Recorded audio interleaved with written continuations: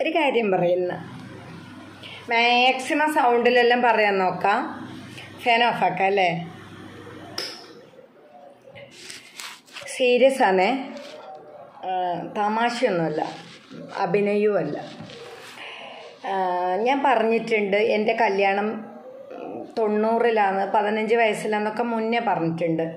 അപ്പം അന്ന് ഈ എൻ്റെ പേഴ്സണൽ ഇഷ്യൂസ് ഇങ്ങനെ കൂട്ടുകുടുംബമായിട്ട് നിൽക്കുമ്പം വേഗം പബ്ലിസിറ്റി ആവുമല്ലോ, അങ്ങനെ വേഗം അറിഞ്ഞു. പക്ഷെ അപ്പോൾ ഒരു ഗുണമുണ്ടായി. ഇതിങ്ങനെ ഒരു സംഭവമെന്ന് അറിഞ്ഞപ്പോൾ ആ ഏജിൽ ആരെ കല്യാണം ആ സമയത്ത് നടത്തുന്നില്ല, എല്ലാവരും പേടിച്ചു.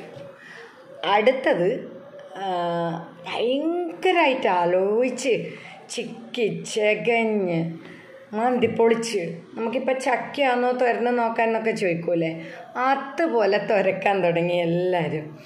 അപ്പം എൻ്റെ അറിവിൽ എൻ്റെ കൂടെ പഠിച്ചവരോ അല്ലെങ്കിൽ നമ്മളെ നൈബേഴ്സ് അങ്ങനെ ഒന്നും ഇതുപോലെയുള്ള ഫാമിലി ഇഷ്യൂസ് ഇല്ലാത്ത ആൾക്കാരായിട്ട് ജീവിക്കുന്നുണ്ട്. നല്ല കാര്യം.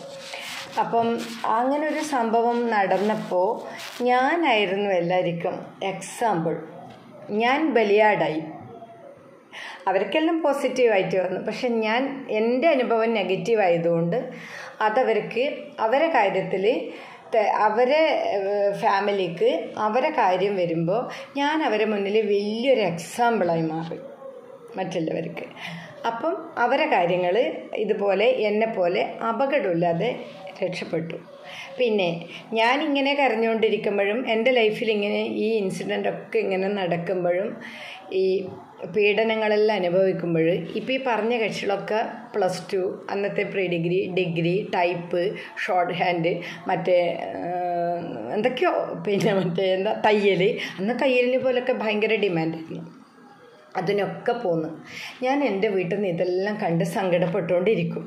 പക്ഷെ അവരെ ലൈഫ് എല്ലാവരതും ഇതുപോലെ ഡേഞ്ചറൊന്നും അല്ലാതെ ഒരു വിധത്തിൽ ഇപ്പോഴും പോകുന്നുണ്ട്. അത് വളരെ നല്ല കാര്യം. പക്ഷേ നാട്ടുകാർക്കും വീട്ടുകാർക്കും ചിരിക്കാനും ഇങ്ങനെ ചൂണ്ടിക്കാണിക്കാൻ അവളെ ഗതി വരാൻ പാടില്ല, മോളെ കൊടുക്കുമ്പോൾ ശ്രദ്ധിക്കണേ എന്നുള്ള ഒരു ചൂണ്ടിക്കാണിക്കാനുള്ള ഒരാളായിട്ട് എന്നെ എൻ്റെ ആൾക്കാർ മാറ്റി. അതാണ് എനിക്ക് ഇന്ന് സീരിയസ് ആയിട്ട് ഷെയർ ചെയ്യാനുള്ളത്.